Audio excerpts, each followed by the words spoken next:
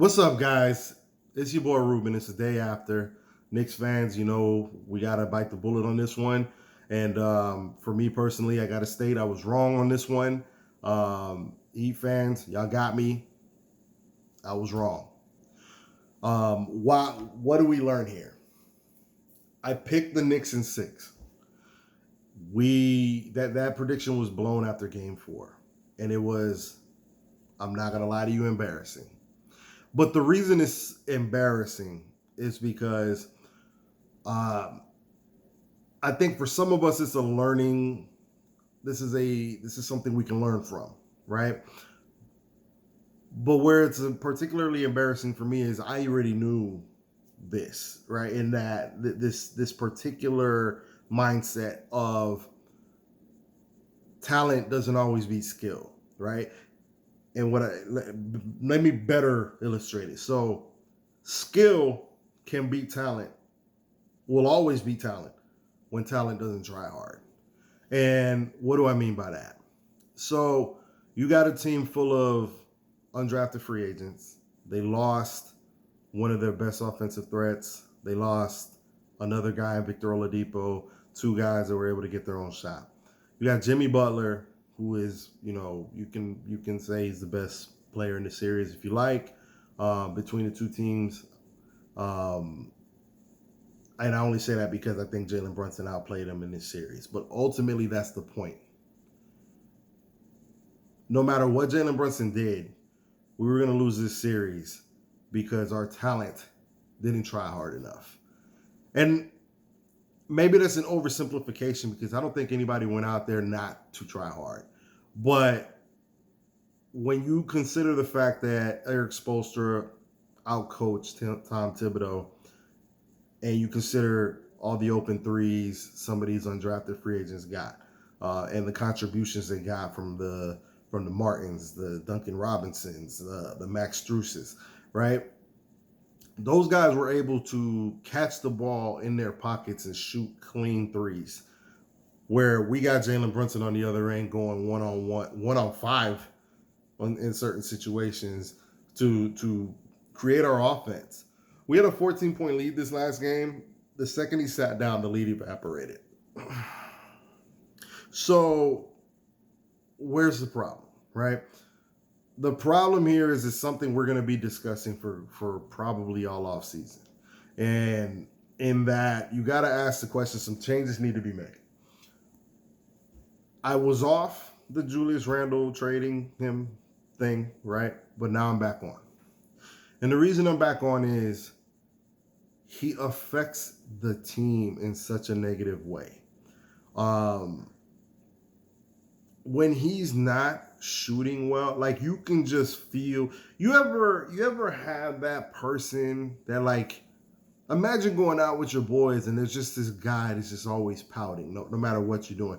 Now, some of us, we can, have a good time, but some of us would be like, listen, that dude's dampening the mood. He's got to get the fuck out my face, right? Right?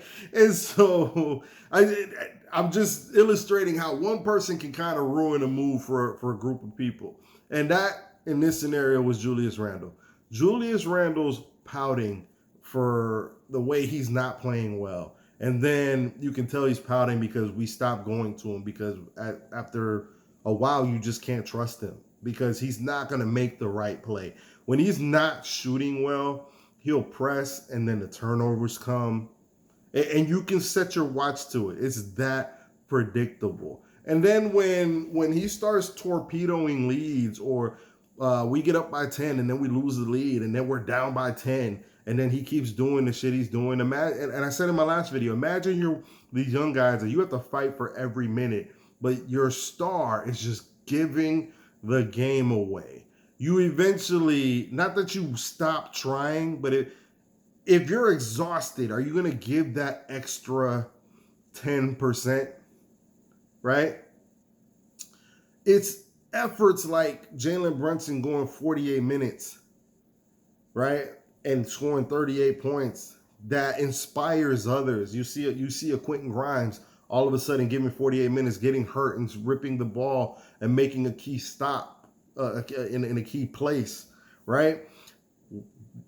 you're fighting that battle. We're constantly fighting a battle for the mental health of the team every game, because you have the positive in Jalen Brunson and everything he brings, and it gets undone by just the sheer stupidity that is Julius Randle's play. The guy's 6'8", 6'9", almost 245. All right, he's always the biggest guy on the court, but refuses to bang down low. He can draw so many fouls, create so much for everybody else, but it's always about him. The pouting is because he's not playing well. Nobody's getting me the ball. Everybody's praising Jalen Brunson, not him, and he doesn't even get it. Right? On one hand, in his mind, he's like, I'm all NBA. New York was nothing without me. And it's true. It is very true. We were nothing before Julius Randle became what he became. But in life, in certain situations, they say that some people come in your life for a season. His season might just be up, because we can't move forward with the team the way it is. And the same can be said for maybe Tom Thibodeau. I think I'm ready to acknowledge that we might need to move on from Tom Thibodeau, that we are capped out.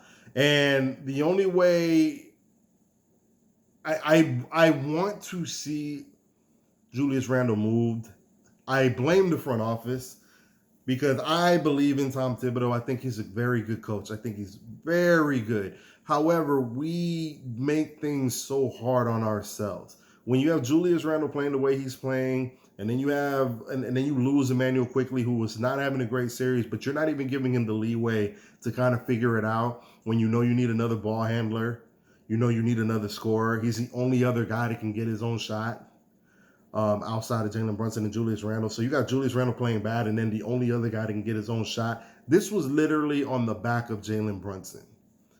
And we're hoping for the hustle plays of Josh Hart, R.J. Barrett, and ultimately R.J. Barrett keeps showing why I just can't love the kid. I went from about being ready to give up on him to, okay, well, he's playing well. Let's give him a chance to, I don't know where I'm at with him.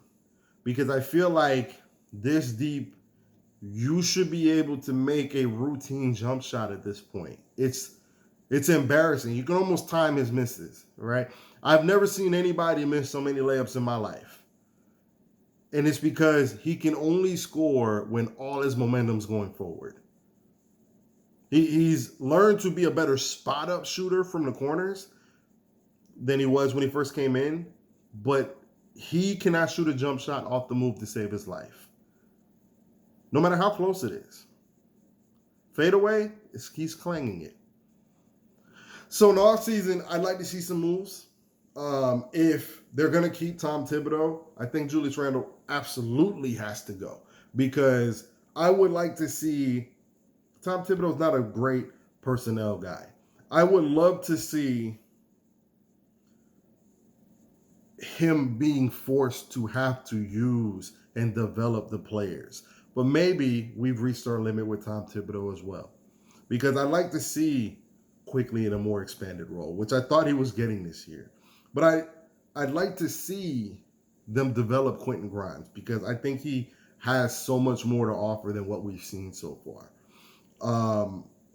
Obi Toppin, I honestly think can be a stud in his own right. Okay, he's so quick, so athletic, provides so much energy when he's on the court. In fact, we were winning when he was on the court, and then it went to hell when we pulled him. He just provides a spark. The ball moves with these other players so well. Josh Hart, instant transition guy, hustle play. Like, there's just some players we got to trim the fat on with, which is, again, Julius Randle. And I'm not against trading R.J. Barrett. I'm not saying we need to trade R.J. Barrett. If they want to keep developing him, I'm fine with that. I'd be interested to see how he develops if we got rid of a Julius Randle and we stop playing so much ISO ball and allow the offense to kind of free flow a little more. I'm not saying we need a motion offense like the Heat, but I'd like to see an offense where we provide more threats and not rely on so much ISO ball, and then combine that with Tom Thibodeau's defense. But if they're not gonna trim the fat, I think it's the end of the road. Nick Nurse is out there. I think New York's a great destination. I think Nick Nurse provides that defensive ingenuity that you can get from a Tom Thibodeau. I think he's a very smart guy. While I also think he's part of more part of the newer school in that he understands offense as well. I think that's something we should consider if we're going to let go of a Tom Thibodeau. I think next year, if we make the right moves, I think we can contend to make the finals. Again, if we make the right moves. Okay? But we can't just stand pat and expect things the way it is. Tom Thibodeau, his stubbornness at this point, I think is doing himself in. Okay? We needed another ball handler. How do you not let Derrick Rose play? How do you not? We needed shooting. How do you not give Evan 48 minutes? I know they hadn't played all season, but at some point, you know, when you're down bodies, you got to make those calls. Let them play, see what happens. If they're dogged, if they're not doing whatever, pull them. But Tom Thibodeau can't, you know, I get it. There's a loyalty there. There's a, you know what, these are the guys that got me here. I'm going to ride with the guys that got me here and die with them. I can respect that to a degree, but they died. It's time to make a move. It's time to make a move. If you're going to keep Tom Thibodeau front office, you're to blame for a lot of what's happened here. And a lot of it's positive. But that the cap that we see with the ceiling we keep seeming to hit, I blame you for. Because while I love Josh Hart, I still wonder what this team could have looked like with all the youth that we had. We had a 6'8" wing. You don't think we could have maybe used that? They could shoot threes in Cam Reddish. I would have loved to have seen how we could have developed all this youth together. And I love Josh Hart, but you've seen he can only get you so far. You gotta force Tom Thibodeau's hand if you're gonna keep him. Julius has got to go. All right, well, that's where I'm at. Again, this sucked. This hurt. Congratulations, Miami Heat. I hate the Miami Heat with all my heart as a Knicks fan, but I respect the hell out of that organization. I respect Jimmy Butler. I respect the grind of a lot of those guys. For them, you know, at some point you got to stop saying, oh, they have all these undrafted free agents. Now, do I think it bites them in the ass this go round or this next round? I do.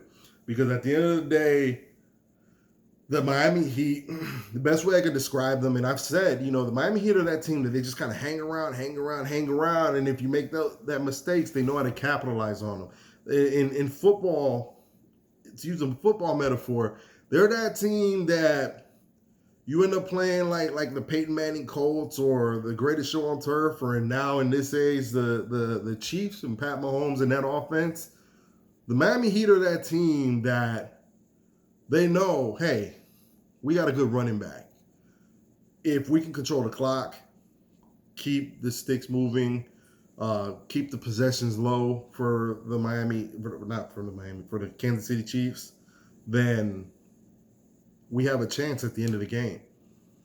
And that's kind of how I feel the Miami Heat do things. It's, you know what, if we just keep making efficient plays, we keep putting the ball in the hoop, making, high effort, high energy plays and get a turnover here and there. And if we're close in the end, we got Jimmy Buckets.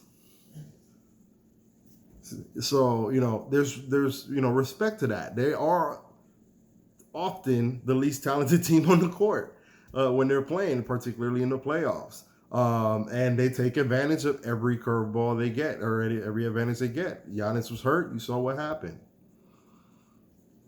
It is what it is. Remember to like, subscribe, and share, ladies and gentlemen. I'll see y'all next time. Peace.